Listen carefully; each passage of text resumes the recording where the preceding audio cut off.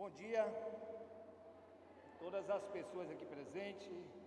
Saudar carinhosamente a ministra Marina Silva, ministra do Meio Ambiente do Brasil, ministra Suzana, do Meio Ambiente da Colômbia, ministra Albina, do Meio Ambiente do Peru, Ima Célia, Repam Brasil, Oswer Polo, da FOSPA Peru, Elisa, do MAB Brasil, obrigado, Ruth, da FUCAI, Tríplice Fronteira, e Germaninho, do FOSPA Colômbia. Em nome desses, quero saudar todas as delegações da sociedade civil, da academia, dos governos, de toda a Amazônia Internacional que participam desses diálogos. Dizer que durante os diálogos tivemos vários colegas ministros aqui, representando o presidente Lula, e neste momento, nesta plenária, me incluo, juntamente com a colega ministra Marina. Mas quero agradecer, sobretudo, a organização por parte do ministro Márcio Macedo, do ministro Mauro Vieira e da ministra Marina, por esse diálogo de tanto sucesso a respeito das questões que envolvem a Amazônia brasileira e a Amazônia internacional. Eu sou da Amazônia, eu sou filho aqui de uma ilha do Pará, filho de seringueiro, assim como Marina, vivi até meus 18 anos nas estradas de seringa também. E sei exatamente a dimensão dos desafios que nós temos na Amazônia brasileira e na Amazônia internacional. Mas quero aqui destacar que, além de saudar todos que participem, enaltecer os diálogos amazônicos. Eles são uma para a cúpula e depois a COP. Então nós temos 3 momentos que definitivamente demarcam a intensidade dos diálogos e das tomadas de decisões e das pactuações em toda a Amazônia internacional. Aqui são os preparativos que os resultados da escuta da sociedade, da academia, dos governos da Amazônia internacional levarão à cúpula que será realizada na terça e quarta-feira. E, portanto, o sucesso desses diálogos é determinante para a realização da cúpula. Consequentemente, a agenda deverá permanecer aberta ao longo de 2 anos, até a realização da COP30. Tenho certeza que nesses 2 anos e a partir da COP30, nós teremos uma intensidade infinitamente maior da reflexão sobre nossas potencialidades, nossos desafios e nossas alternativas. E eu queria aqui fazer referência ao compromisso histórico do presidente Lula e da ministra Marina. O presidente Lula, ao longo da sua vida pública, sempre foi um defensor, primeiro, da democracia. E não existe diálogos com a sociedade, com a academia, com governos subnacionais e internacionais, sem um bom exercício permanente e fortalecimento da democracia. Também o presidente Lula sempre foi um intransigente defensor da agenda climática, na mesma dimensão do combate à fome e à pobreza, que são objetivos muito bem firmados pela ONU. E ministra Marina, do mesmo jeito. Todos nós reconhecemos a ministra Marina no Brasil e certamente a comunidade internacional como uma das autoridades, tanto no clima quanto na questão ambiental, que tem correlação. E eu quero aqui agradecer toda a sua liderança. Uma amazônida que luta a vida inteira pela agenda do desenvolvimento sustentável, do respeito aos povos tradicionais, originários e das alternativas no processo de desenvolvimento para a Amazônia brasileira e a Amazônia internacional.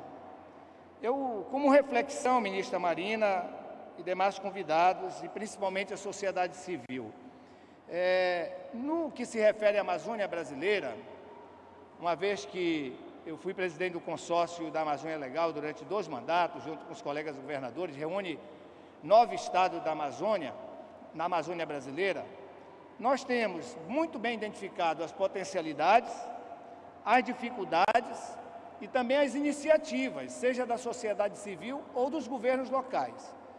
Essa é uma realidade que nós temos vivido ao longo do tempo. Muito potencial, muitas dificuldades, muitas iniciativas locais, sejam de comunidades, de organizações sociais e de governos locais. É bom que se diga, municípios, estados, com grandes iniciativas na Amazônia. Por outro lado, poucos investimentos em pesquisa, é importante dizer isso, porque a gente quer discutir o desenvolvimento, a gente precisa aprimorar e avançar no conhecimento. Pouco investimento em pesquisa, é a região do Brasil, se é no Brasil, imagino como seja a Amazônia internacional. Com menor investimento em pesquisa e ciência e tecnologia, se investe pouco em pesquisa, pouca tecnologia adaptável à realidade daquilo que as comunidades tradicionais já desenvolvem em termos de estratégia, de modelo de desenvolvimento. Então, às vezes, se quer inserir na Amazônia tecnologias que não são a realidade da Amazônia, que não é a realidade dos movimentos produtivos da Amazônia, das comunidades tradicionais da Amazônia. Então, nós estamos falando, por um lado, de muito potencial, de muitas iniciativas locais, seja da sociedade ou dos governos, e, por outro, ausência de maior intensidade em pesquisa, em tecnologia e em modelos de desenvolvimento que respeite, de financiamento, de assistência técnica, que respeite essas iniciativas locais. No entanto, e isso acaba se intensificando com os problemas que nós estamos vivendo. No caso da Amazônia brasileira e a Amazônia internacional, com maior frequência de eventos que, a nível extremo, seja por falta ou por excesso de água, desafiam ainda mais a vivência das populações tradicionais. E aí vem o que nós chamamos de justiça climática, que acaba pelas mudanças climáticas e pela pandemia, que nós acabamos de sair, os mais sacrificados são os povos tradicionais na sua economia e vulnerabilidade. Mas a gente está vivendo um novo tempo. Como eu disse aqui, o presidente Lula reabriu o diálogo internacional com todos os continentes, mas começou pelo nosso continente, começou pela América do Sul. Também intensificou o diálogo interno dentro do Brasil. Isso é uma demonstração clara do quanto esse processo agora reacende as esperanças. É importante dizer que a participação dos atores no Brasil, sejam públicos ou privados, está muito intensa desde o início do governo do presidente Lula. Temos aí escutas para o novo PAC, para o novo plano de participação social com as conferências, para o plano plurianual do governo federal, para o plano de desenvolvimento da região amazônica, que está sob minha responsabilidade, para o plano também de proteção e defesa civil, dado a intensidade dos eventos extremos e a frequência, como também para o plano de desenvolvimento de fronteiras, uma vez que o Brasil avance nesse processo, facilita o diálogo com a comunidade internacional que está na relação aqui conosco. Então, esta é uma nova realidade que nós vivemos, e certamente isso garante não só ao Brasil, mas a todos os parceiros internacionais na Amazônia Legal, um novo campo de diálogo, de identificação dos nossos desafios e de pactuação dos acordos bilaterais. Essa é a recomendação do presidente Lula permanentemente. restabeleceu a participação do Brasil em todas as agendas que o Brasil tinha deixado nos últimos 6 anos de lado, dizendo claramente o seu compromisso com a democracia, com a mitigação dos problemas da mudança climática, com adaptabilidade, com desenvolvimento sustentável e principalmente com combate à fome e à pobreza. E não se faz isso sem respeitar as populações locais, não se faz isso sem valorizar as iniciativas locais. O financiamento, seja ele público e privado, não pode ser um financiamento que não enxergue isso, que não respeite isso. Os estudos, a tecnologia, a inovação também não pode, seja para a floresta, seja para a questão dos recursos hídricos.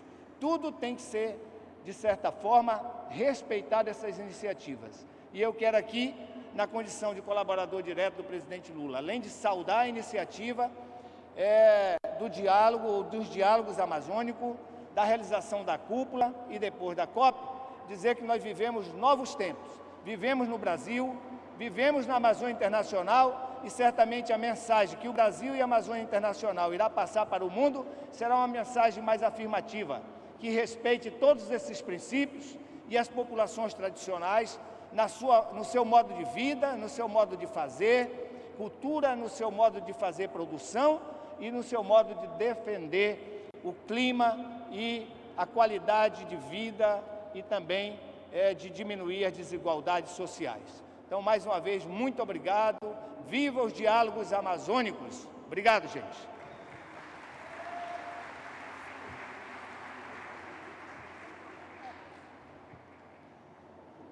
Gostaria de convidar Elisa Stronioli, da Coordenação Nacional do MAB, da Via Campesina, para abrir a plenária também.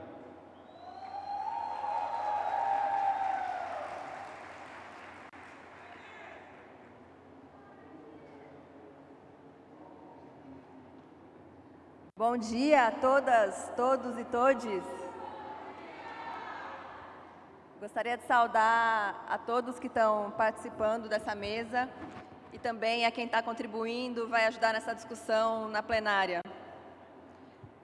Nos últimos 10 anos, mais de 4 milhões de pessoas tiveram que deixar suas casas por eventos climáticos, como tempestades, enchentes ou alagamentos. Também no Brasil, 10 milhões de pessoas serão atingidas na projeção mais conservadora do aquecimento global, com o aumento de 1,5 graus. Mais uma vez, os mais pobres, a população negra, em especial as mulheres, serão os grupos mais atingidos. Temos que fazer muito em pouco tempo. E qualquer plano, por mais belo que seja, sem a participação dos principais afetados, não terá êxito na sua execução. Não existe saída para a crise climática sem a Amazônia. É preciso agir rápido para zerar o desmatamento, adotando como meta manter 80% da Amazônia protegida até 2025. Não temos tempo. Mas para isso, não adianta uma agenda de preservação sem levar em conta a melhoria da qualidade de vida do povo. Somos mais de 30 milhões de pessoas que vivem, resistem e protegem esse território com suas vidas. Se ainda não atingimos o ponto de não retorno, é porque o povo está resistindo e defendendo esses territórios. Todo mundo pode e deve ajudar a proteger a Amazônia, mas só com o povo das Amazônias, das águas, das florestas, do campo e da cidade, é possível realmente protegê-la. O modelo de acumulação privada é o que vem nos trazendo até esse cenário de destruição no qual o lucro está acima da vida. Por isso, a lógica de mercado é incapaz de dar resposta suficiente para esses problemas. Toda solução passa por considerar o conhecimento construído por séculos de resistência e fortalecer a organização popular. O Brasil pode e deve dar o exemplo de como enfrentar as mudanças climáticas e mostrar um caminho ousado para o mundo até a COP30. E nós vamos lutar por essa, que pode ser uma contribuição histórica do nosso país para a humanidade. Um outro modelo de desenvolvimento, com prioridade para uma transição ecológica integral, com distribuição de riqueza e participação popular. E esse projeto precisa ser pensado desde a Amazônia, pelos povos que aqui vivem e resistem e por todos os oprimidos. Água e energia! Águas para a vida! Defender a Amazônia! Obrigada.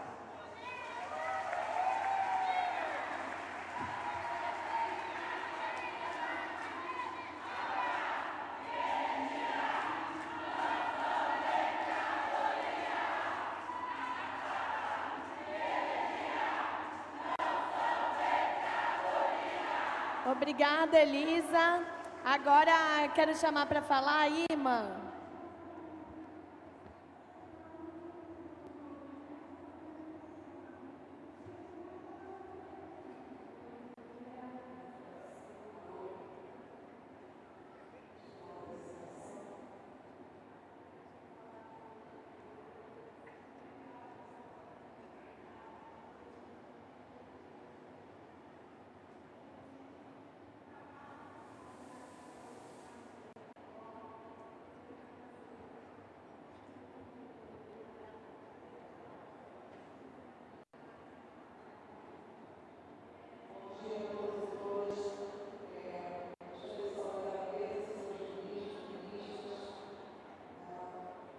Que estão aqui nesses diálogos muito importantes para avançarmos com essas transformações que precisamos para uma Amazônia sustentável.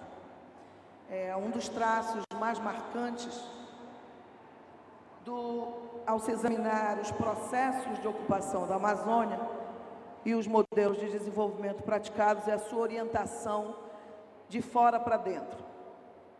Esses projetos buscam atender as necessidades de problemas exógenos à região, o abastecimento de mercados externos, projetos de infraestrutura que não atendem às nossas necessidades, e sim de outras áreas do território, atuando divergentemente da realidade e das vocações naturais e exaurindo os recursos naturais presentes impactando o ambiente.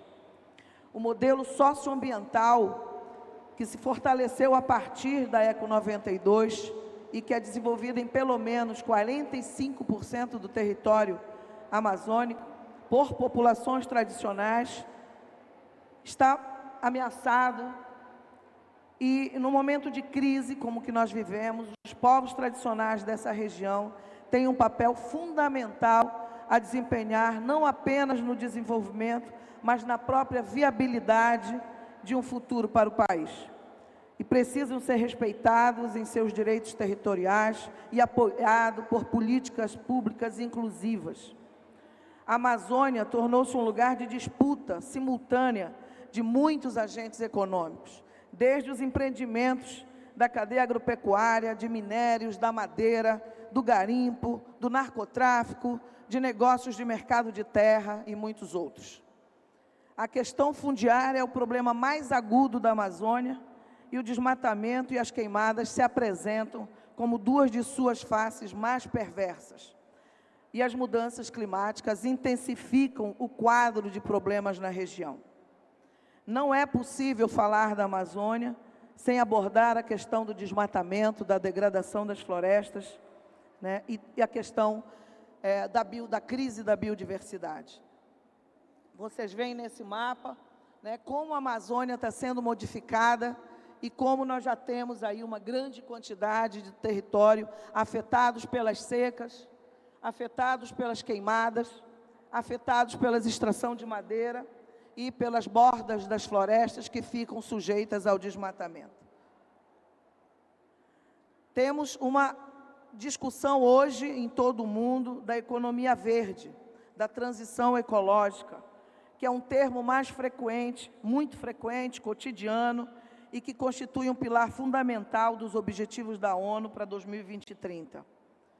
São as chamadas soluções baseadas na natureza, né, que vão virar ativos financeiros do clima para que poluidores compensem suas emissões às custas dos esforços das populações locais. Um ponto-chave dessa revolução, da passagem para essa transformação, né, para combater eficazmente as alterações climáticas, isso que está pondo em risco o planeta, mas ainda não sabemos se é para valer.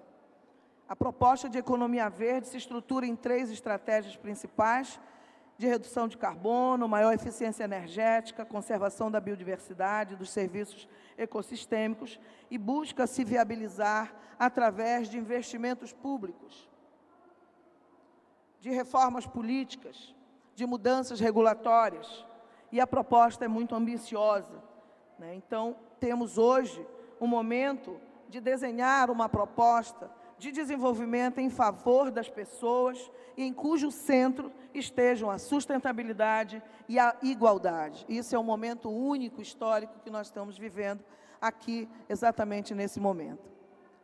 Mas vejam que já há no território conflitos com a economia verde. Ainda que esse objetivo seja virado marrom para o verde, a racionalidade econômica que orienta o capitalismo continua a operar segundo a rentabilidade máxima dos investimentos. Então, já vimos aqui, pelos dados da Comissão Pastoral da Terra, de 1.308 conflitos socioambientais, pelo menos 50 estão associados com a causa verde, com a economia verde, que são problemas de usos, de criação de reservas e também de implantação de projetos de carbono.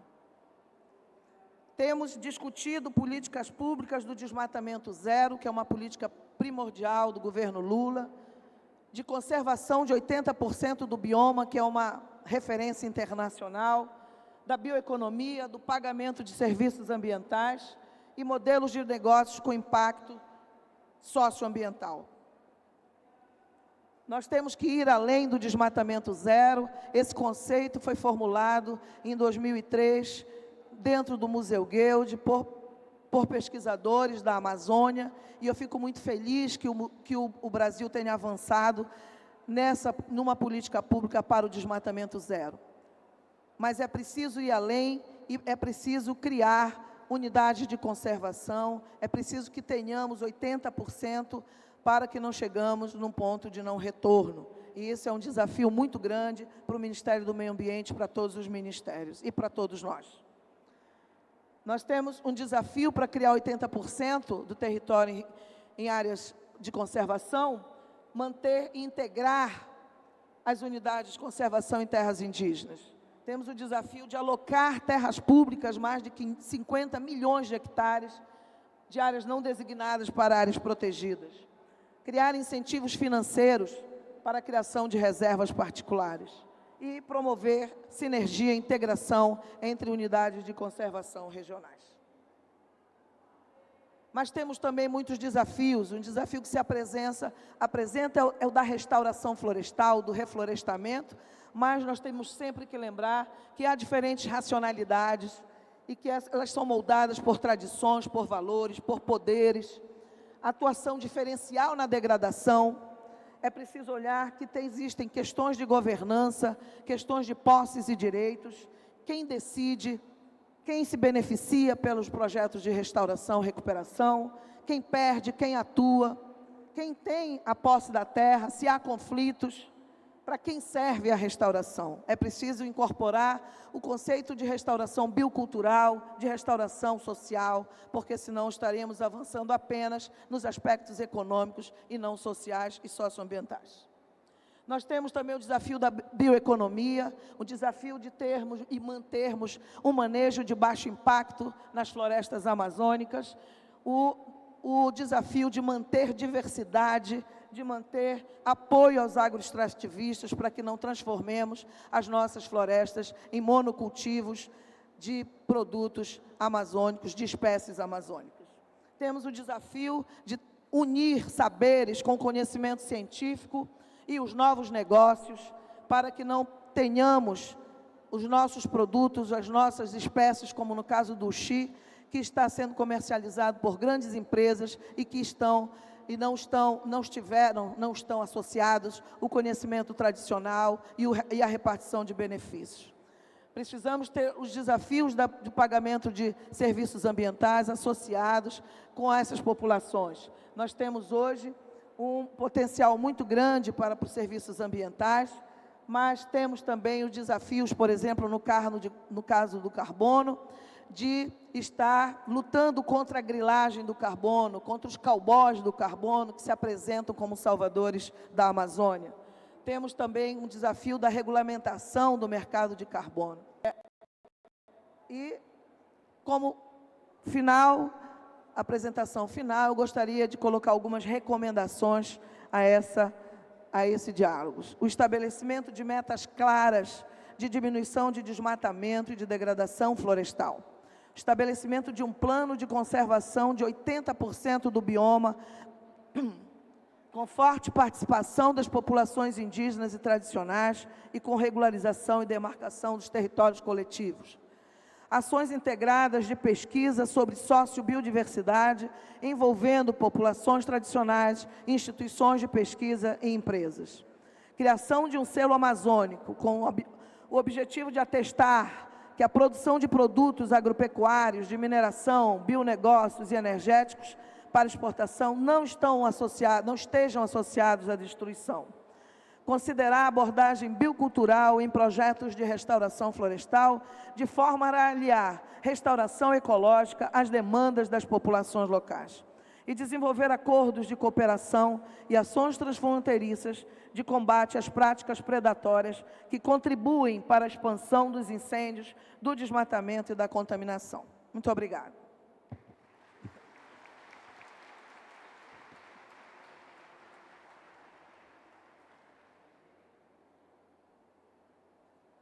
Gostaríamos de convidar Osver Paulo Carrasco para sua intervenção. Osver?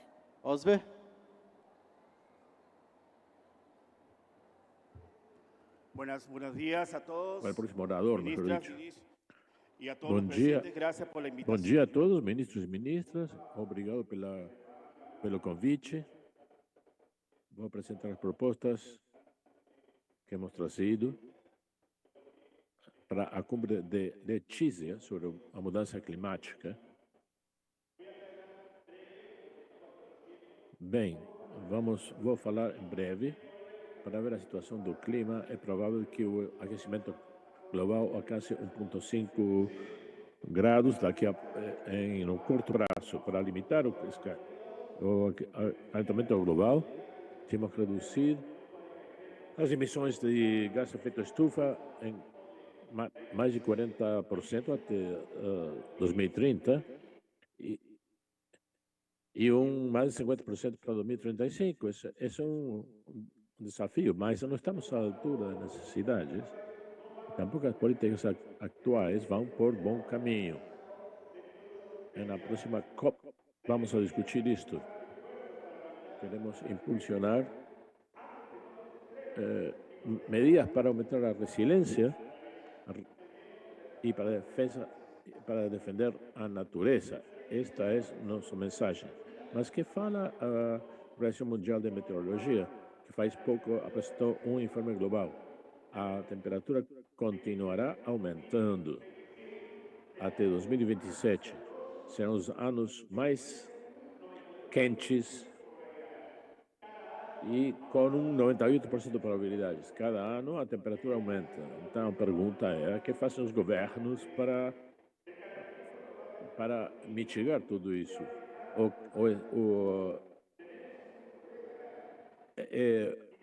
O aquecimento do mar, no fenômeno El Niño, também agrava o problema. E então podemos chegar a um aumento de 1,5 graus centígrados logo, a curto prazo. Então temos que cuidar dos ecossistemas importantes, a biodiversidade, a segurança alimentar, os bosques e os glaciares e a Amazônia estão em perigo.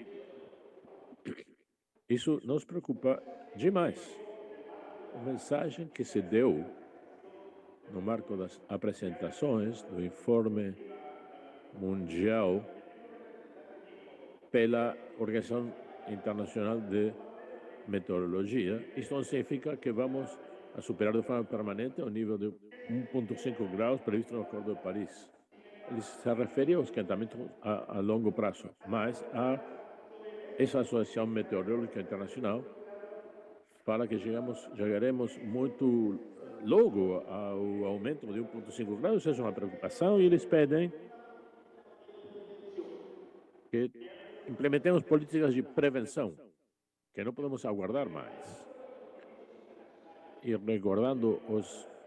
lembrando os compromissos internacionais firmados pelos governos, temos a perspectiva do desenvolvimento sustentável que tem que ser cumprido, essas metas até 2030. E temos que avançar para preservar os objetivos do desenvolvimento sustentável, já que todos os países que firmaram o Acordo de Paris em 2021 estamos longe do objetivo de evitar o aquecimento global. E eles assinaram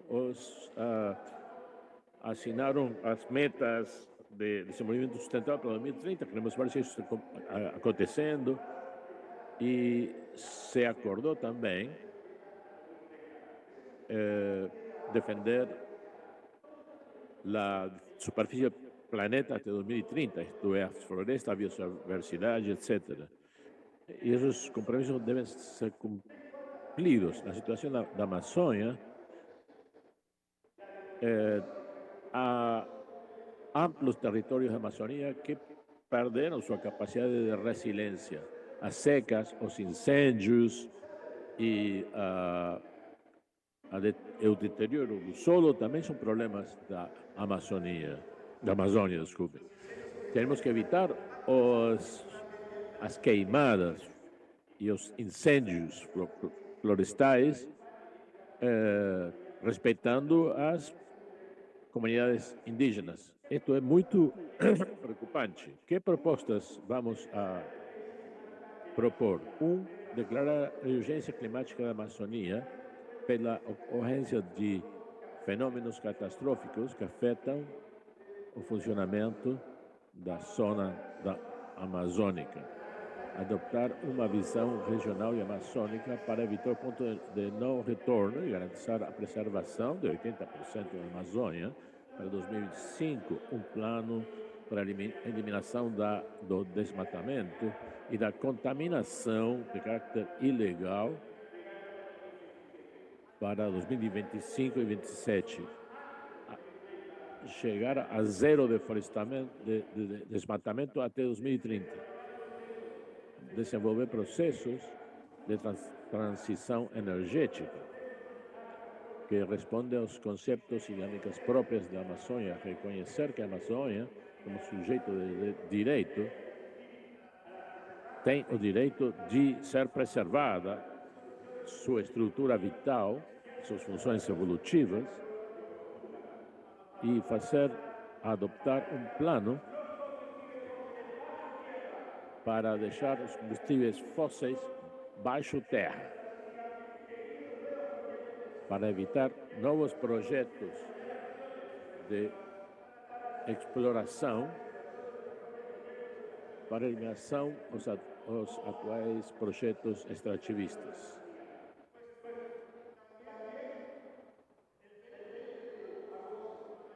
No dia 20 de agosto, vamos ter um momento muito importante, a importância de impulsionar ações e consultas populares, como o caso Yasuni, para manter sob o solo o petróleo. Todos temos que apoiar a ação do 20 de agosto no SI, no SIM, na luta, dizer não mais petróleo. Tarefas que ficam pendentes para a próxima COP, essa é uma mensagem para os ministros, rendição, prestação de contas em relação à implementação dos compromissos climáticos, claro, na próxima cúpula de setembro, antes da COP28, uma prestação de quanto estamos avançando naquilo que falta por fazer e quais são os obstáculos que não permitem avançar nesses compromissos climáticos, combustíveis fósseis. Pedimos desculpas, mas o áudio não está chegando na cabine. Assim mesmo, desejamos que saia daqui uma ação, um plano na defesa da Amazônia, e isso é importante para todos e para o planeta.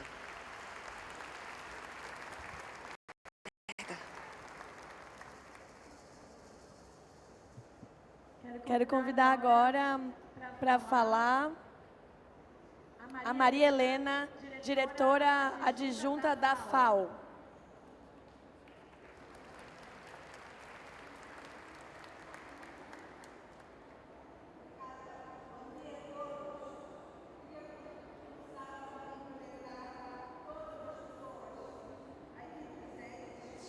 Um abraço especial ao povo amazônico, às autoridades aqui presentes, a ministra Marina Silva, o ministro Valdez, a ministra Susana Mohamed, a ministra Albina Ruiz, a todos os colegas da mesa, amigos, e um abraço do meu diretor-geral e, em especial, um abraço do meu povo, o povo cabo-verdiano, para o povo brasileiro, com quem temos relações muito antigas. Por isso, é um prazer para mim estar aqui convosco.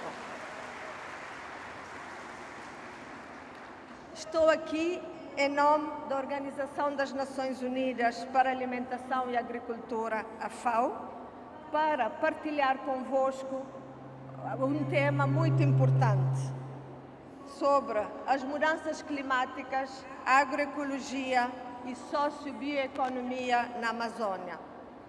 Já foi dito, desde anteontem, que a bacia amazônica alberga a maior reserva de água doce e a maior floresta tropical. E 10% de todas as espécies, animais e plantas do mundo estão aqui nesta região. É um lar de 50 milhões de habitantes, mais de 400 povos indígenas, diversos povos afrodescendentes, agricultores familiares, mulheres rurais e urbanas, concentrando uma ampla diversidade, riqueza sociocultural e um conhecimento ancestral. O meu abraço a todas as mulheres da Amazônia. Como mulher, sinto-me parte desse grupo. E como povos indígenas, são responsáveis pela gestão dos recursos e de todos os sistemas agroalimentares. Ontem, em conversa com a ministra Marina Silva, falávamos da agroecologia. E ela dizia que a agroecologia já é praticada pelos povos amazônicos. Tem uma nova roupagem, tem um novo nome, mas vocês também são os guardiões da agroecologia. E por que a agroecologia desempenha um papel importante na Amazônia? Porque fornece uma abordagem sustentável, resiliente para a produção de alimentos e, ao mesmo tempo, promove a conservação dos recursos naturais e melhora a qualidade de vida das populações. Queria compartilhar convosco as razões porque nós consideramos que a agroecologia é importante para a Amazônia. Primeiro, porque preserva a biodiversidade. A Amazônia abriga uma das maiores biodiversidades do planeta, com uma variedade de espécies, animais e vegetais únicas. A agroecologia valoriza essa diversidade, preserva e promove práticas agrícolas que não causam danos irreversíveis à fauna e à flora. Conserva os recursos naturais. A Amazônia, pela sua vasta cobertura florestal, desempenha um papel fundamental na regulação do clima. promove a segurança alimentar e nutricional. A agroecologia promove a produção de alimentos saudáveis, diversificados, contribuindo para a segurança alimentar e nutricional das comunidades amazônicas.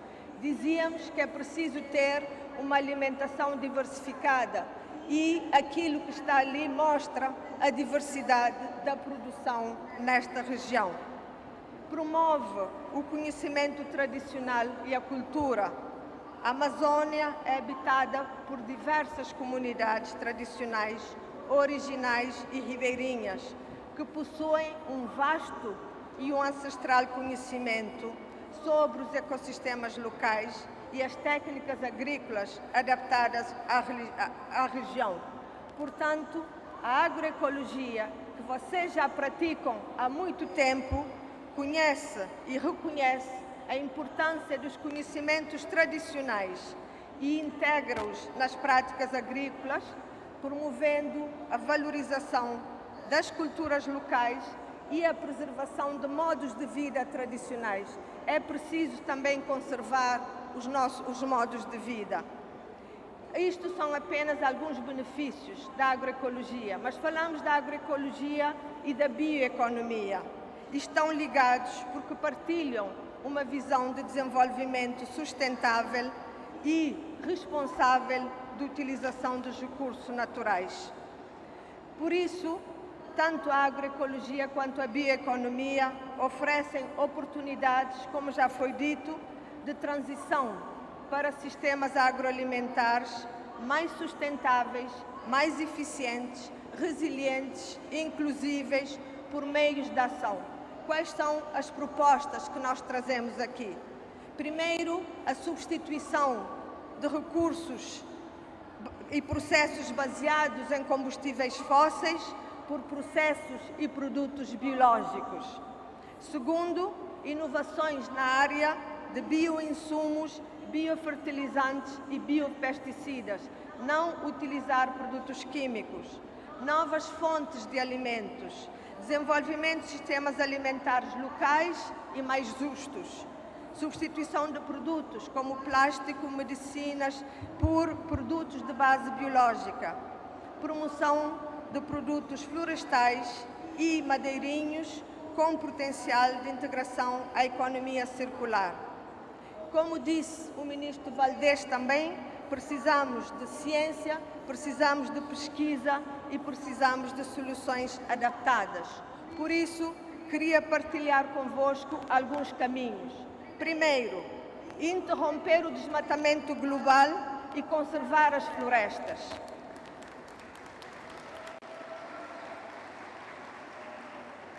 Isto poderia evitar a emissão de 3,6 gigatons de dióxido de carbono, o que equivale entre 2020 e 2050 para proteger mais de metade da biodiversidade terrestre do planeta.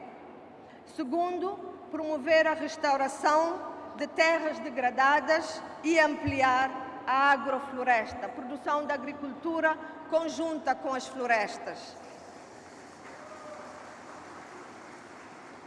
Terceiro, a criação de cadeias de valor verdes para ajudar a atender a demanda futura de procura de alimentos.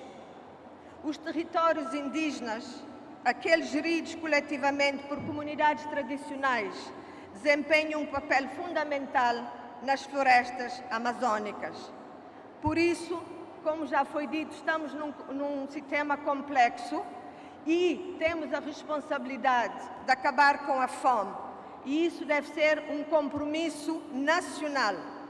E precisamos, para isso, de abordagens abrangentes, integradas, que respeitem os direitos humanos, a gestão sustentável dos recursos naturais do planeta, políticas destinadas a mudanças transformadoras, mas com a participação de todos os atores envolvidos. Tem que estar na mesa das decisões.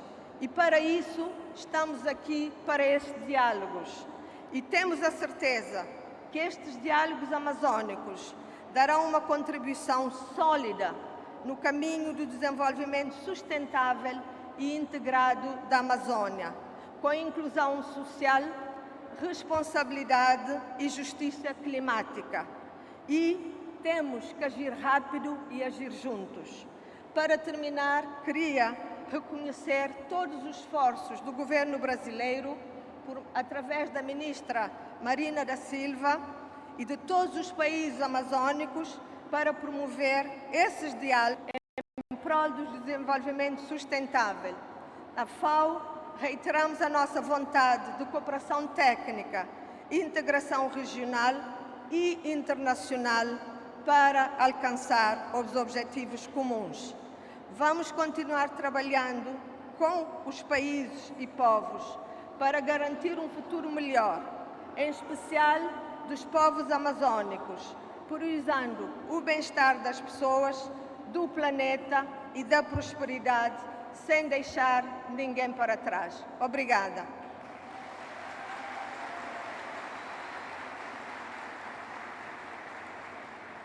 Convidar a ministra do Meio Ambiente da Colômbia, Susana Mohamed.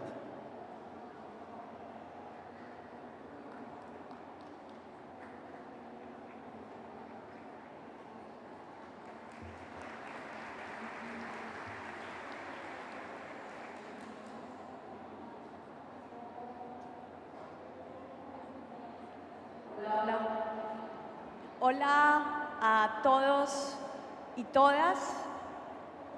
Primero quiero honrar a las autoridades indígenas de este territorio. La Amazonía, en donde estemos, es un lugar sagrado y por eso a todos los pueblos indígenas de esta zona, que hoy es un territorio urbano, mi saludo y mi permiso para poder intervenir aquí en su territorio.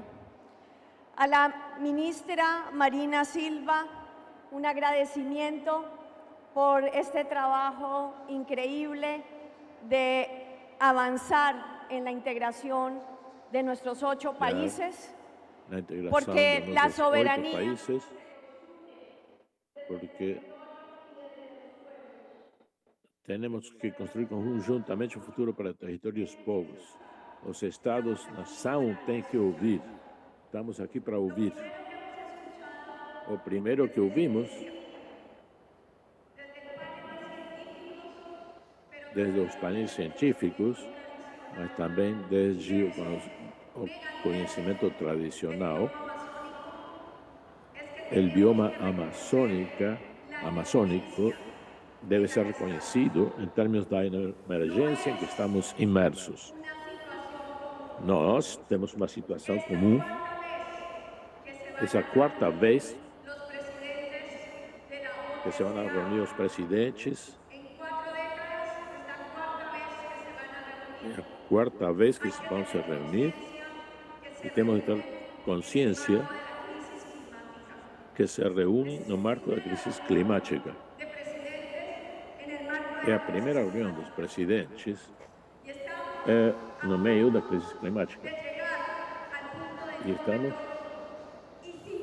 chegando ao ponto de não retorno. E se politicamente os Estados não reconhecem essas urgências,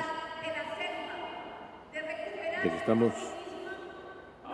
chegamos ao ponto que a selva não vai se recuperar por si mesma, estamos chegando a um ponto crítico da humanidade. Nesse sentido,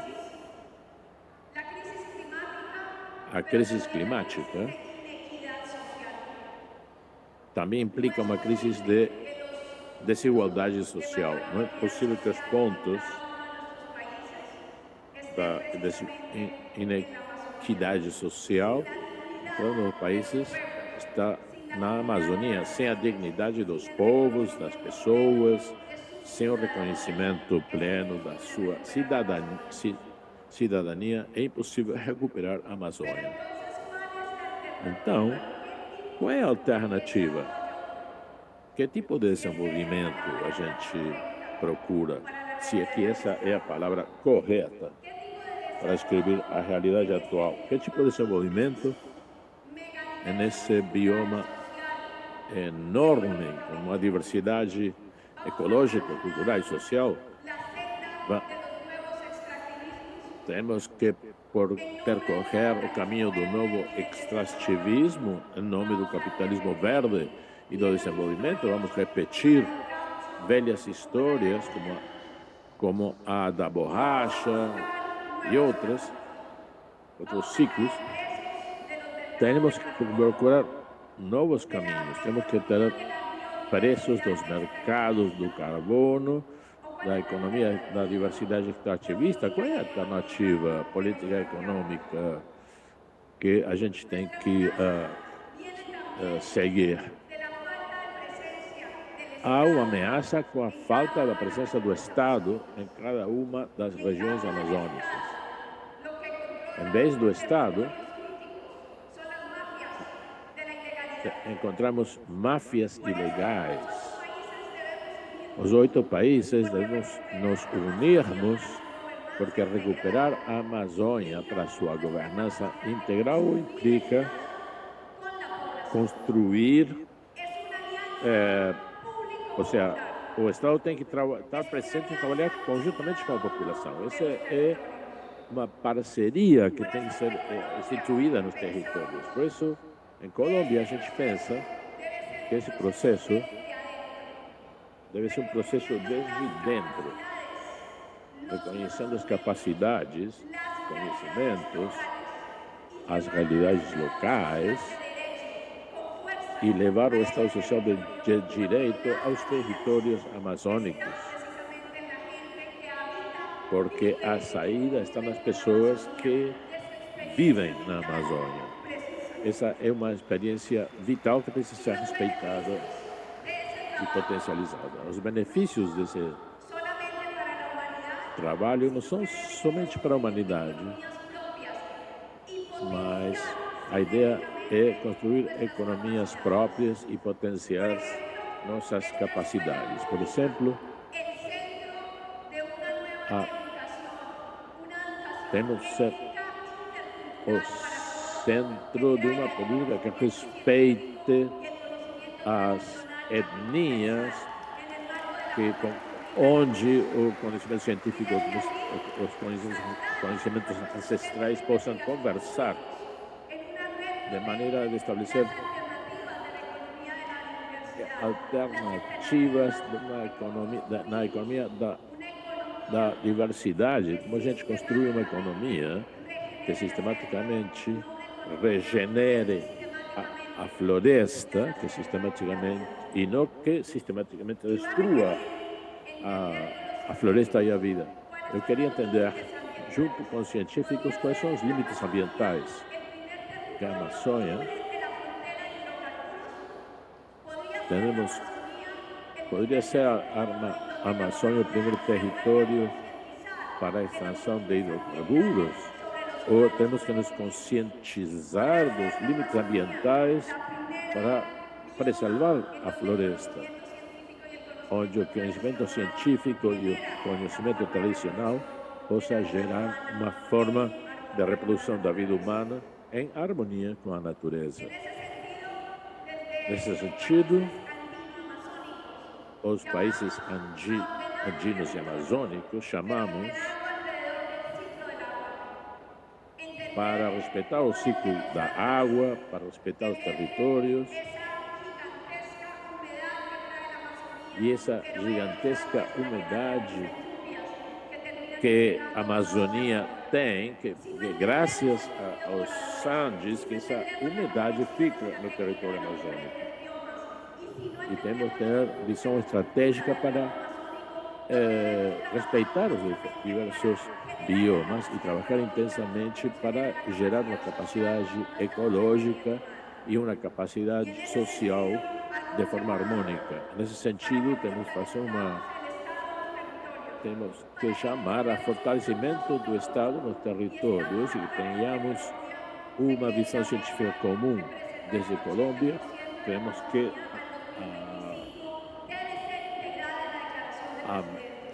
digamos, o objetivo de preservar 80% da Amazônia deve ser integrada na reunião dos presidentes dos países e reconhecida. Temos que ter uma visão política estratégica para poder fortalecer a capacidade do Estado e para isso precisamos liberar-nos da dívida externa para poder investir, já que na Amazônia, já que os estados estão sobreendividados. E estamos de acordo que nosso propósito é não chegar ao ponto de não retorno. E sabemos que os países industrializados têm que também fazer a tarefa de casa, porque se aumentam os gases de efeito estufa emitidos por eles, também isto pode nos levar ao ponto de não retorno. E a ideia é salvar a Amazônia. Obrigado.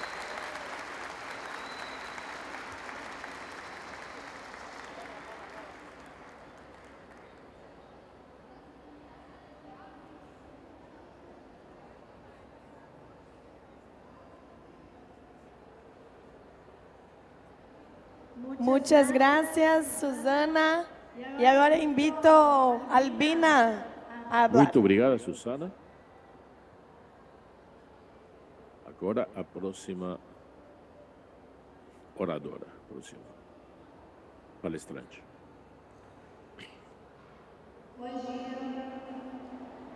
Buenos días a todos y todas. Bom dia a todos e todas.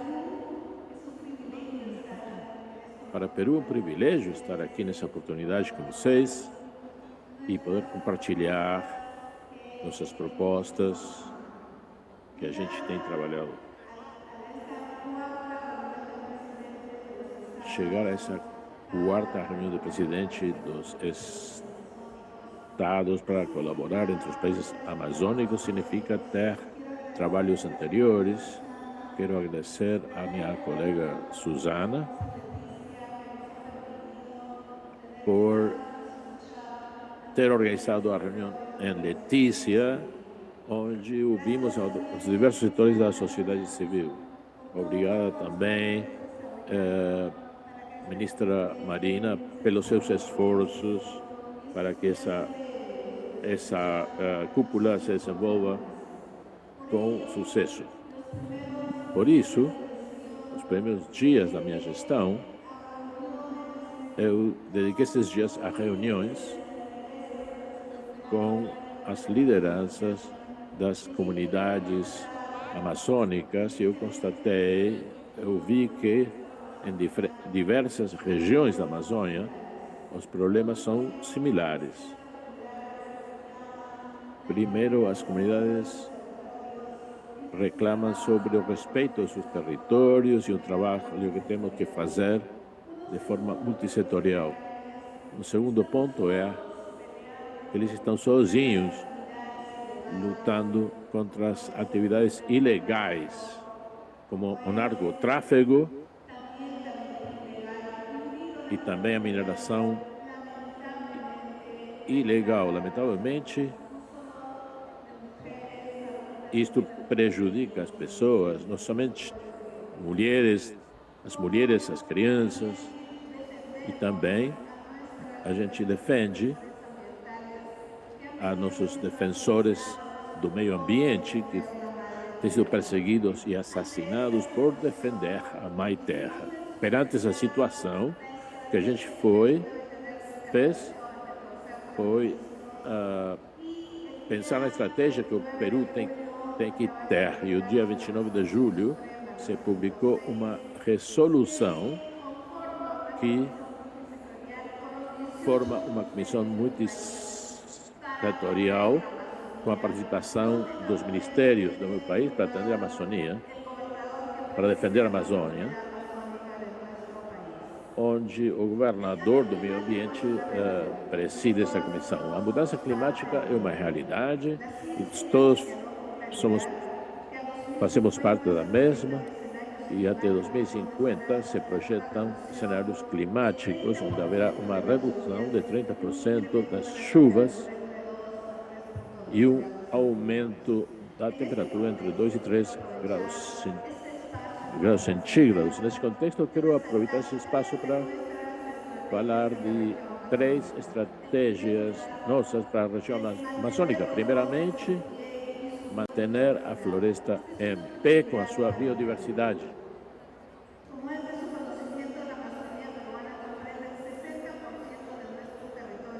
A Amazônia compreende 50% do nosso território. Por isso, nesse contexto, é importante destacar as decisões sobre a mudança de uso de solo, que devem ser baseadas em informações técnicas sobre a sua capacidade e que permitam caracterizar o potencial. Para isso, eu os convido a trabalhar de forma transfronteiriça, afinar com a intenção de valorizar o bosque em pé, a selva em pé. E para isso eu faço um chamado para os representantes de todos os países presentes para renovar os nossos esforços de proteção e de justiça a partir do governo e de tal forma que seja superada esses crimes e ameaças. É necessário urgentemente trabalhar em unidade para proteger a terra, os nossos bosques, a água e a vida. Com base nesse ponto, eu convido os países irmãos da região a articular e duplicar os nossos esforços para combater as atividades ilícitas, principalmente aquelas de âmbito transfronteiriço que afetam, que impactam a população. Em segundo lugar, a nossa estratégia é aproveitar a biodiversidade por meio de bionegócios. É chave promover empreendimentos locais que impulsionem o uso sustentável da biodiversidade amazônica. Nessa linha, esses bionegócios são uma das principais alternativas para gerar o desenvolvimento local e sustentável e as opções para realizar empreendimentos sustentáveis. Essa aposta se relaciona a modelos associativos que empoderam as comunidades, em particular as mulheres, melhorando a sua qualidade de vida e capacidade de negociação. Dessa forma, esses negócios contribuem à redução da vulnerabilidade das comunidades locais. E, a partir de tudo isso, no Peru, iniciamos um programa para bionegócios, por meio do qual serão disponibilizados 20 milhões de dólares em créditos financeiros destinados a mais de 6.500 empreendimentos sustentáveis que operam na Amazônia peruana. Uma terceira estratégia é desenvolver um marco técnico e legal para promover o desenvolvimento sustentável dos bosques. Desde o Ministério do Ambiente do Peru, estamos implementando a Lei Marco sobre Mudança Climática e o seu regulamento, que, além de tudo, passou por consulta prévia.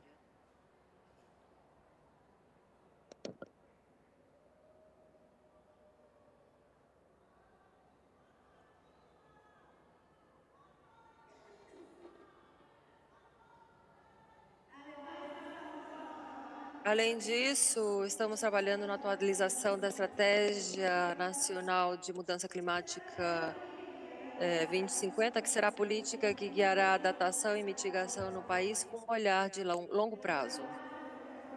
Além disso, o Centro Nacional de Planejamento Estratégico contribuirá nisso. Também implementamos a Comissão de Alto Nível de Mudança Climática, onde participam os 18 ministérios, com a finalidade de impulsionar o cumprimento do nosso desafio climático, que são nossas NDCs, que também são multissetoriais. De fato, por meio dessa comissão, o setor público, o privado, a sociedade civil realizam o acompanhamento do cumprimento dessas políticas públicas em matéria de mudança climática. A plataforma de povos indígenas para o enfrentamento da mudança climática, único espaço global que conta com sustentação normativa e pretende incorporar os conhecimentos e saberes ancestrais dos povos indígenas e originários na implementação das medidas de adaptação e mitigação. Eu finalizo manifestando minha inteira disponibilidade para compartilhar com os demais países a nossa experiência na geração de espaços de governança que eu mencionei agora como a plataforma de povos indígenas. Eu concluo a minha intervenção afirmando que a ação climática não somente é um desafio, mas principalmente é uma oportunidade onde é possível participar e realizar esse trabalho conjunto com todos os setores, com todos os atores e, de forma articulada, levar adiante essa tarefa de manter a floresta em pé. Também é um espaço para nos unir e alcançar a meta comum que buscamos, o bem-estar e o desenvolvimento sustentável das nossas nações. Hoje, essa plenária mostra isso, que temos que escutar, como foi bem assinalado indicado pela nossa colega Suzana, escutar e da mão de vocês avançar. Temos o compromisso do desenvolvimento da Amazônia e estejam certos de que o Peru vai trabalhar em conjunto com as suas comunidades nativas e comunidades originárias e vamos nos comprometer também para continuar disponibilizando muitos mais recursos para encurtar as lacunas, para cobrir as lacunas, principalmente água, saúde, educação, conectividade, porque ali temos grandes lacunas, não só no Peru, mas em todo o território amazônico. Então, muito obrigada por essa oportunidade. Convidar Ruth Consuelo Chaparro. Ruth. Ruth, por favor. Sim. Sim.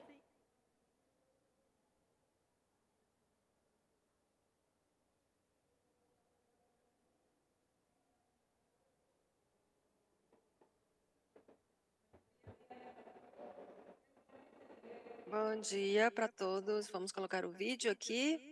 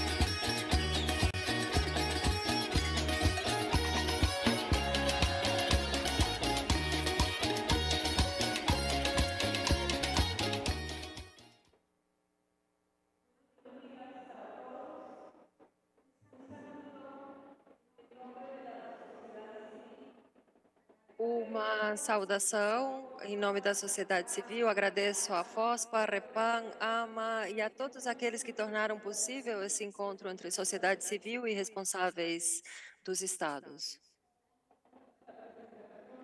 Então, vamos passar a apresentação, por favor. O tempo não para.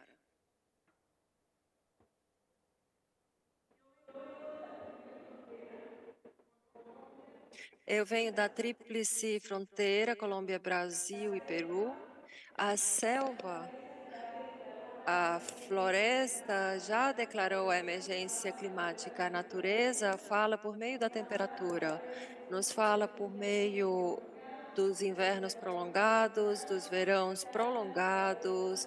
A natureza nos diz a cada dia que nós estamos numa emergência climática e temos que escutá-la.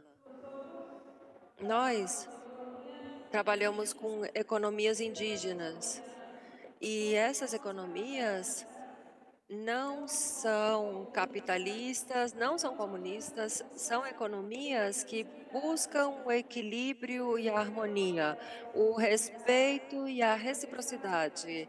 É interessante porque os nossos países podem buscar um desenvolvimento centrado no equilíbrio e na harmonia. Trabalhamos com mais de 600 famílias, em 97% dessas famílias elas estão semeando sem derrubar a terra, sem derrubar árvores e sem queimar terras. Elas produzem 80% dos produtos que eles consomem. Essas famílias, elas estão comercializando somente 30% daquilo que eles produzem. Nessa semeadura sem queimada, o cultivo tem uma temperatura entre 27 e 29 graus. Quando há uma semeadura com queimada, esses cultivos têm uma temperatura entre 38 e 40 graus. Essas famílias, elas estão semeando diversidade. Os seus cultivos, eles têm entre 60 e 120 espécies. Cada família capta 46 toneladas de carbono a cada ano e emite 6 toneladas para a atmosfera. Eles têm saldos positivos. E daí nós temos que beber e aprender. Essas famílias recuperam solos, recuperam sementes, recuperam bosques degradados, florestas degradadas e produziram mais de 6.000 hectares em florestas amazônicas novas. A sustentabilidade da Amazônia, assim como ela está sendo trabalhando, ela apresenta vários fatores. Primeiro, nós temos que aprender daqueles que sabem. E quem sabe? Os habitantes milenários dessas terras. As autoridades indígenas, os guardas indígenas, mas também as organizações indígenas. Nós temos que caminhar do lado daqueles que sabem. Nós temos que fazer formação e construção de consensos. Nós temos que abordar a soberania alimentar, nós temos que usar a cozinha nativa para não depender dos mercados, e nós temos não somente que ter a propriedade do terreno, mas fazer controle territorial efetivo em cada um dos cantos da Amazônia. Me perguntaram pelas experiências. Eu diria que as experiências das economias alternativas são múltiplas, e tão múltiplas quanto a floresta. Pedimos desculpas, o nosso áudio. Estamos mapeando as experiências, promovendo trocas, mas não há uma única experiência que possa ser generalizada. Sempre teremos múltiplas experiências e múltiplas trocas. Quais são as oportunidades? As oportunidades que temos são muito importantes e é agora ou nunca. Nós estamos propondo 3 questões fundamentais. A primeira, a geração de um sistema de estímulos e sanções direcionado para os países em função do cumprimento ou não dos acordos. Que esses estímulos estejam associados a indicadores, por exemplo, com o número de hectares de território indígena demarcado, número de hectares protegidas novas, número de áreas desmatadas evitadas, número de áreas de floresta degradada recuperada, número de hectares e sistemas florestais estabelecidos, número de espécies amazônicas cultivadas, número de penalidades efetivas aplicadas aos responsáveis pelos crimes ambientais. Mercado de carbono regulado, sistema de informação satelitar, mas articulados aos governos locais e com as comunidades. Sustentabilidade das iniciativas, sistemas de controle ambiental, estímulo das práticas agropecuárias sustentáveis, redução da mineração e da exploração de petróleo e gás em áreas próximas às áreas protegidas, transição energética, incorporação dessa cozinha saudável na vida dos povos, autonomia alimentar, renda familiar e comunitária em troca de reflorestação. A garantia dos direitos humanos. Se continuam nos matando, não vai ser possível defender a Amazônia. Planos comunitários ancorados nos planos de desenvolvimento e ancorados nos pactos multilaterais. Imparcialidade, transparência, participação real e efetiva da população na tomada de decisões. Também, a terceira proposta é que a sociedade civil, as redes da sociedade civil, que possamos construir conselhos técnicos para verificar o cumprimento dos acordos estabelecidos nos tratados. Não é possível entregar toda a responsabilidade para os governos e para os estados. Como sociedade civil, nós temos a obrigação e a responsabilidade de contribuir de forma efetiva e organizada. Esperamos que na COP28 os países da bacia possam chegar em bloco com um plano regional acordado, mas também que seja possível propor um sistema de estímulos e sanções internacionais para que os países no marco da COP28 cumpram com os seus compromissos. Não podemos continuar promovendo tantas reuniões que deixam uma alta pegada de carbono sem assumir resultados. Por exemplo, se dessa reunião cada um de vocês se comprometer a semear pelo menos 20 árvores frutíferas e para obtenção de madeira, estaríamos recuperando 1.000 hectares degradadas, respondendo pela pegada de carbono que nós, vocês e todos estamos deixando. As mudanças devem acontecer já, não temos tempo. O ritmo da mudança climática não acompanha o ritmo dos acordos. O ritmo da mudança climática, temos já o desmatamento da Amazônia, é o desmatamento das democracias. Temos a oportunidade para que os governos da bacia amazônica promovam um desafio próprio, centralizado no meio ambiente e nas pessoas. Muito obrigada.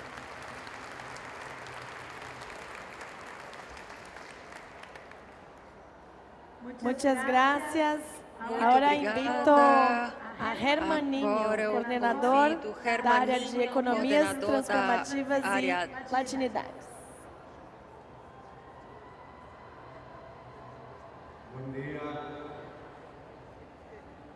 Bom dia. Bom dia a todos, a todas. Eu gostaria de saudar a todas as mulheres, uma saudação especial. Eu gostaria de aproveitar essa oportunidade. Ontem eu estava numa oficina e nós falávamos e me disseram: Germán, você tem que falar duramente sobre a desigualdade, sobre a pobreza.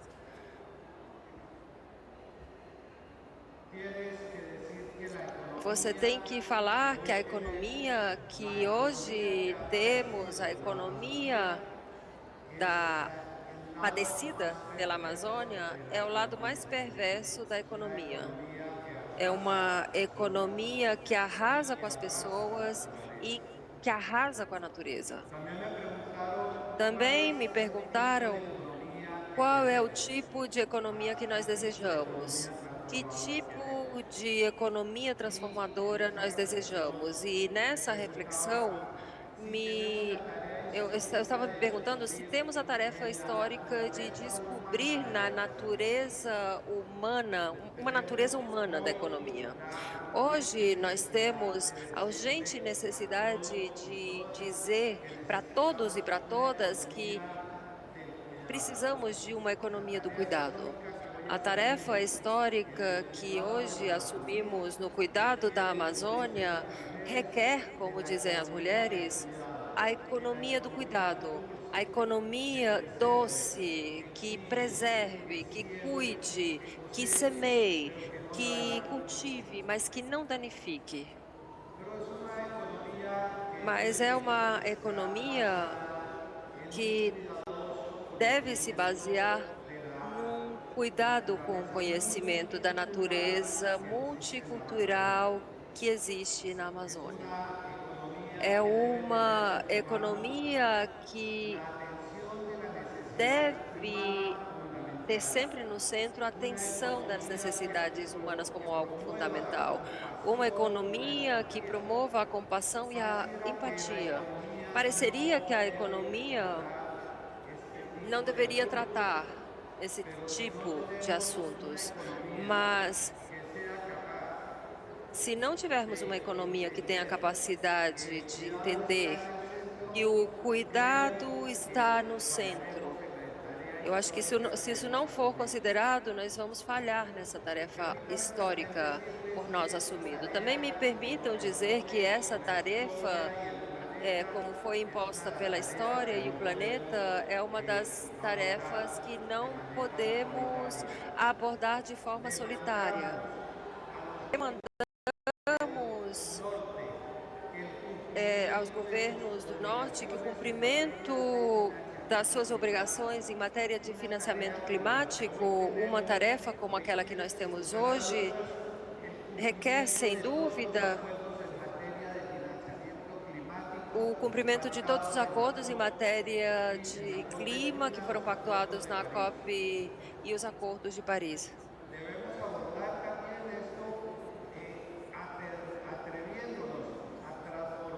E temos que ter a coragem de transformar aquilo que é a arquitetura financeira internacional. Então, se não estivermos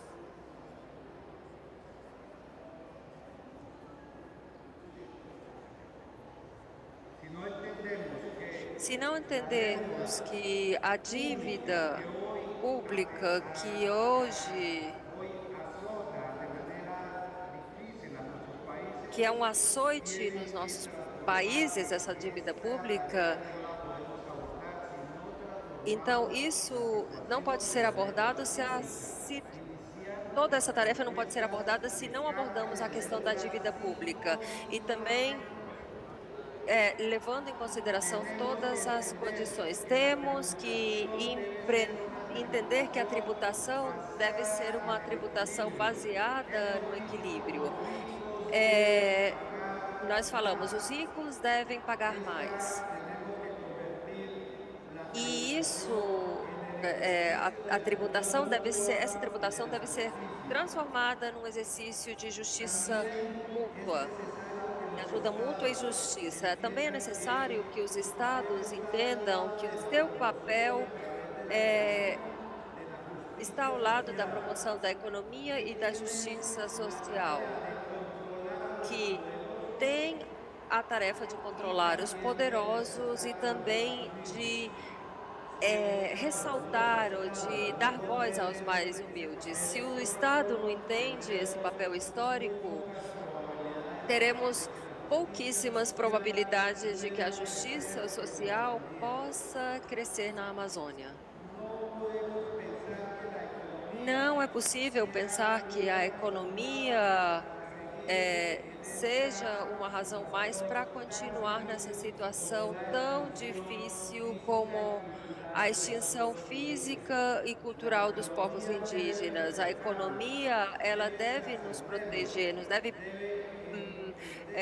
transcender-nos e entender que o papel não somente está vinculado à produção do dinheiro, mas principalmente à preservação da vida.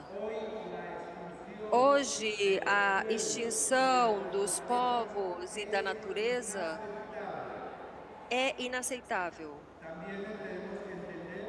Também temos que entender que a natureza está conectada a nós. Nós somos uma parte do seu funcionamento, da sua magia, correto? E aqui fazemos um chamado que não podemos ignorar, que não é possível ignorar. Temos a tarefa de viver o lado mais perverso da economia na Amazônia. Hoje temos que mudar isso. Existem, então, uma série de acontecimentos que podemos começar a pensar como recomendações. Temos que acolher os princípios retóricos de caráter vinculante expressados pelo Conselho de Direitos Humanos e em relação à questão das empresas e direitos humanos. As empresas têm que ser guardadas e contidas para não causar dano.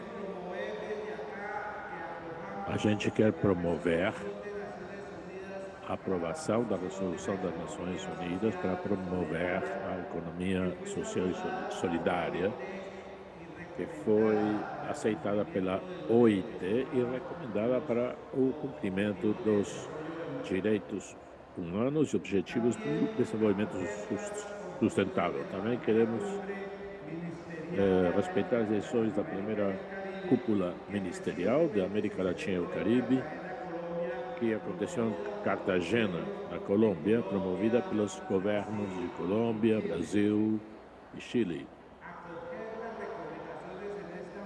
Queremos abraçar as recomendações formuladas pela cúpula tecnocientífica em Letícia, Colômbia, e do Fórum realizado na Bolívia. Queremos recomendar que essas indicações, essas recomendações sejam assumidas pela OTCA, pela cooperação internacional e pelos governos. Gostaria então de finalizar a intervenção falando que a gente gosta de chamar economias transformadoras a essa economia do cuidado. E por que gostamos de chamar de economias transformadoras? Porque com seus serviços, a gente está certo, estamos certos que poderemos transformando a gente também. A economia não é simplesmente uma questão de produzir lucro. É uma cultura da convivência, deve ser uma cultura do cuidado e deve ser um caminho hacia o futuro que a Amazônia merece. Obrigado. Queríamos convidar nossa ministra do Meio Ambiente e Mudança do Clima, Marina Silva.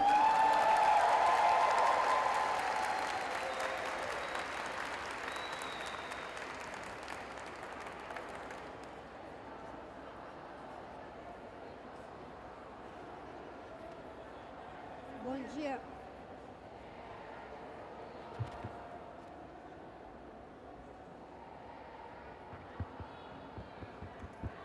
Bom dia a todos, a todas. Em primeiro lugar, eu quero agradecer a Deus por estarmos aqui, agradecer aos movimentos sociais e a todos os governos que constituem o Tratado de Cooperação da Amazônia por essa oportunidade de estarmos aqui fazendo esses diálogos, fazendo essa plenária. Cumprimento de um modo especial o meu colega, ministro da Secretaria-Geral da Presidência, Márcio, que assumiu a responsabilidade sobre viabilizar esse eixo da cúpula da Amazônia. E quero cumprimentar a todas as nossas equipes que trabalharam incansavelmente para que tivéssemos agora esse momento tão importante. Agradeço o ministro Valdez, que fez a abertura desse encontro, juntamente com a Elisa Estroniuli, do MAB, que é um movimento muito importante aqui no nosso país e que, quando se fala dele, com certeza nos evoca os conceitos novos de justiça climática, de racismo ambiental, que devem ser incorporados nos novos acordos multilaterais e bilaterais daqui para frente. Cumprimento de um modo muito especial a ministra do Meio Ambiente da Colômbia, amiga Susana Mohamed, que teve a responsabilidade de, junto com o presidente Petro e o Ministério de Relações Exteriores da Colômbia, fazer todo o esforço preparatório dessa cúpula em Letícia. Cumprimento também a ministra do Meio Ambiente do Peru, Albina Ruiz. Cumprimento a diretora adjunta da FAO, Maria Helena. Muito obrigada por suas presenças. A pesquisadora titular do Museu Gildes, minha amiga Ima Célia Guimarães, parabéns por todo o trabalho que essa importante instituição de pesquisa faz em benefício do Brasil e particularmente da Amazônia. Cumprimento igualmente o coordenador da área de economias transformativas da latinidade, Germano Nino, o movimento de cidadãos para as alterações climáticas, Osver Polo Carrasco, a diretora executiva da Fundação Caminhos de Identidade, Ruth Consuelo. Cumprimento também a vice-presidente, já falei, da FAO, a Maria Helena, muito obrigada. E, de um modo especial, aqueles que fazem parte da organização dessa plenária, que tem um título bastante abrangente, que é Mudança do Clima, Agroecologia e as Bioeconomias da Amazônia, Manejo Sustentável e os novos modos de produção que precisam ser implementados nessa região. E eu complementaria agora, além de novos modos de produção, novas formas de consumo, porque se isso não tiver posto, nós não conseguiríamos fazer a diferença.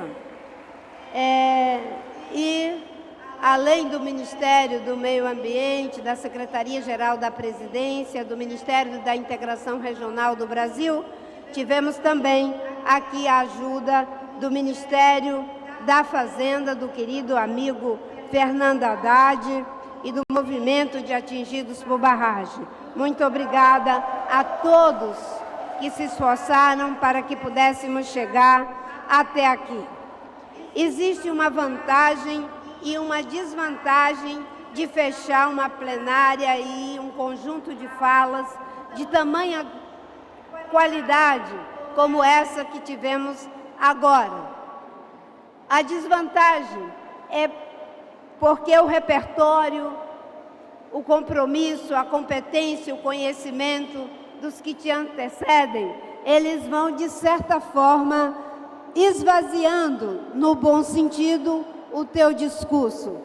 A vantagem é que você não vai precisar repetir coisas que já foram ditas e de que você estará sendo já suportado por coisas que você nem pensou em dizer, mas que foram ditas e que são muito, muito interessantes.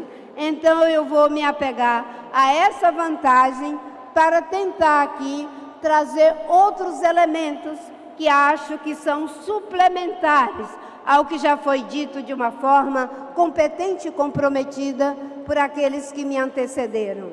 A primeira coisa é de que nós temos que ter a consciência do que estamos fazendo aqui, o momento em que estamos aqui e qual foi o espaço até chegarmos aqui. Nós ficamos durante 14 anos sem ter a convocação da cúpula dos países do Tratado de Cooperação Amazônica. Depois de 14 anos, nós estamos aqui reunidos e o presidente Lula teve a capacidade política, a intuição e o compromisso ético de perceber que proteger a Amazônia, seus povos originários, criar um novo ciclo de prosperidade, isso não se pode fazer sozinho, isoladamente. E era fundamental que nesse momento de mudança do clima, de perda de biodiversidade, de violência na nossa região, mas de grandes desafios para os nossos países amazônicos e para toda a humanidade, que a Amazônia se juntasse através de seu povo em primeiro lugar e de seus governos para fazer todos esses enfrentamentos, encarando-o como um grande desafio, mas também como uma grande oportunidade.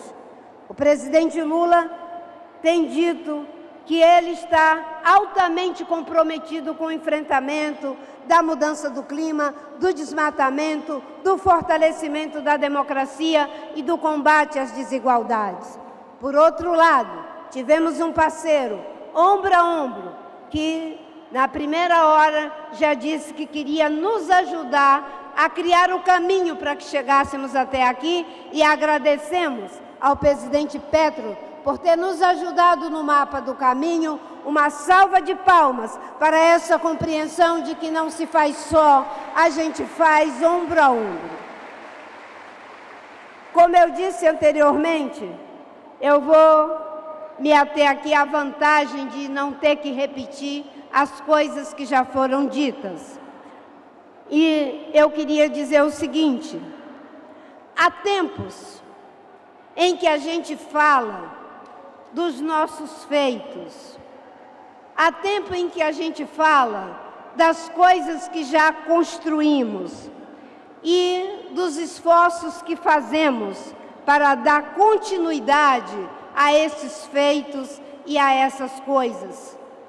Isso acontece em momento em que as coisas estão estabilizadas, estão conformadas. As coisas estabilizadas e conformadas não significa que todos estamos concordando com elas, mas independente de discordarmos ou não, elas ganham uma forma e ganham um modo de operar.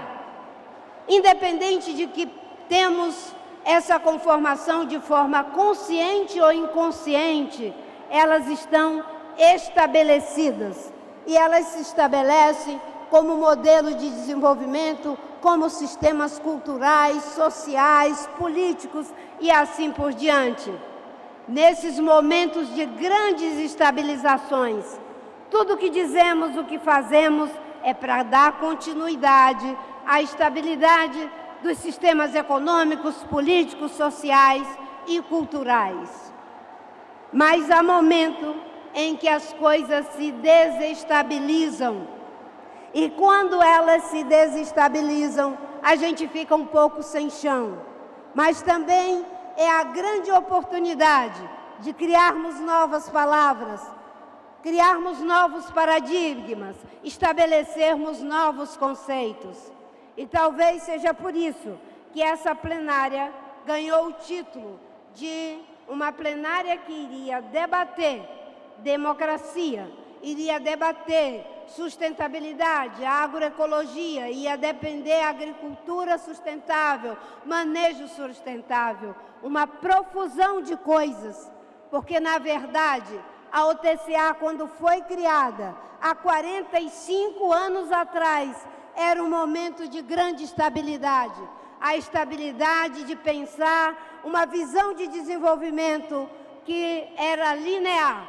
O pensamento desenvolvimentista, fosse ele conservador ou progressista, éramos todos desenvolvimentistas, com a ideia de que o progresso é linear, de que a natureza tem capacidade de suporte para todas as nossas formas de buscar os meios de viver e estar nesse planeta. 45 anos depois, 14 anos sem nos reunir, o que mudou? Continuamos estabilizados? Não. A mudança do clima mostra que não estamos estabilizados. A perda de biodiversidade mostra que não estamos estabilizados. A mudança nas correntes marítimas mostra que não estamos estabilizados. O aquecimento do planeta, o aumento da temperatura, o desequilíbrio das chuvas, mostra que não estamos estabilizados. E nós não podemos fazer essa reunião com a mesma lógica que ela vinha sendo encaminhada em todos esses anos. Agora é o momento de reconhecermos que vamos precisar de novas palavras, novos paradigmas, novas formas de governar, reconhecendo o saber milenar das populações tradicionais, estabelecendo um novo ciclo de prosperidade que fortaleça a democracia, que combata as desigualdades, mas faça isso com sustentabilidade. Eu sei que esse não é um conceito unânime, e que bom que temos uma profusão de conceitos. O que nós estamos desestabilizando precisa ser estabilizado em novas bases, que pode ser do bem viver, da sustentabilidade econômica, social, ambiental, política e de valores. Mas não vamos ter preconceito com os conceitos. O que nós temos que sair daqui é com o conteúdo, a substância, porque adjetivar de sustentável qualquer um pode fazer, adjetivar de bem viver qualquer um pode fazer. Difícil é dar a substância para esses conceitos. E o sistema, ele é pródigo em pegar os conceitos, adjetivar as coisas para manter tudo do mesmo jeito. E o que nós estamos aqui é para dizer que essa cúpula em 2 trilhos, o trilho da sociedade, o trilho dos governos, não pode mais apenas transgredir os conceitos. A gente tem que se ater aos conteúdos. Bem viver significa utilizar os recursos de todos para que todos possam viver bem. A sustentabilidade é um conceito inspirado na própria biologia, de que o sistema econômico, social, cultural e político também tem que ser renovável. Essa cúpula da Amazônia, em pleno século XXI, em mudança do clima, em mudança social, política e econômica, em esgotamentos muito profundos, tem que sair daqui com um compromisso ético de que a resposta técnica já foi dada. Nós sabemos produzir energia limpa, por que insistir em energia fóssil? Nós sabemos como fazer para alimentar o planeta inteiro. Por que 33 milhões de pessoas no Brasil e na nossa região ainda passam fome?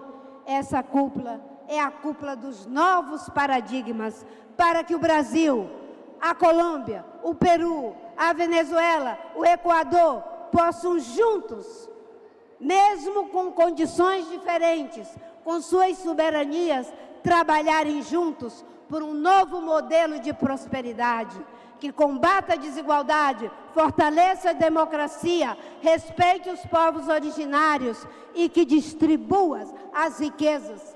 E eu termino dizendo, vamos parar de falar em vantagens comparativas que devem ser transformadas em vantagens competitivas. O mundo não aguenta mais a competição predatória. É isso que fez a gente destruir o equilíbrio do planeta e das comunidades. Agora é o tempo de transformar as vantagens comparativas que temos de riqueza em recursos hídricos, de biodiversidade, de floresta, de terra fértil, de diversidade cultural, em vantagens distributivas. Vamos parar com o conceito de externalidade negativa. A economia não pode continuar achando que os problemas não são do sistema econômico. Não é mais externalidade negativa, é externalidade positiva. O Peru, a Venezuela, a Bolívia, a Colômbia, todos os países da Amazônia tem vantagens comparativas e vamos distribuir essas vantagens de forma irmã, na cultura, no comércio, na ciência, na tecnologia, na integração cultural e social dos nossos povos. Esse diálogo amazônico, pelo trilho da sociedade, faz com que eu me sinta agradecida por vocês estarem ouvindo o governo, porque esse espaço é o espaço da sociedade, mas o espaço da sociedade não está separado do espaço do governo que gostaria de ter. E o presidente Lula e todos os nossos presidentes estão dispostos a criar, se não um novo caminho, uma nova maneira de caminhar. Muito obrigada! Viva a Cúpula da Amazônia!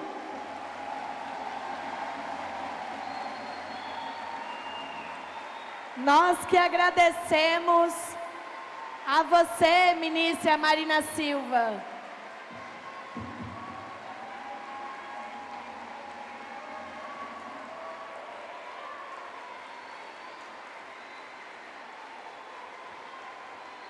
Gostaríamos de pedir que dentro de 5 minutos as organizações, redes, movimentos entregassem aqui ao lado a coordenação, os crachás para as intervenções que vão vir em seguida. São 10 intervenções de 3 minutos cada intervenção. A coordenação, a Nathalie, vai nos ajudar a coletar os crachás.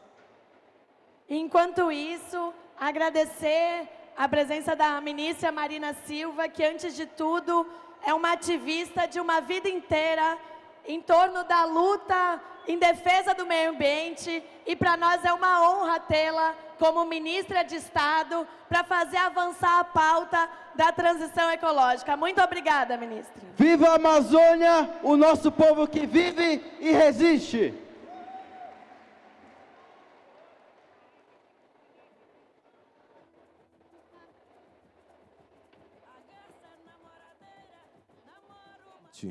Plataforma de monitoramento dos compromissos assumidos no Plano Estadual Amazônia Agora.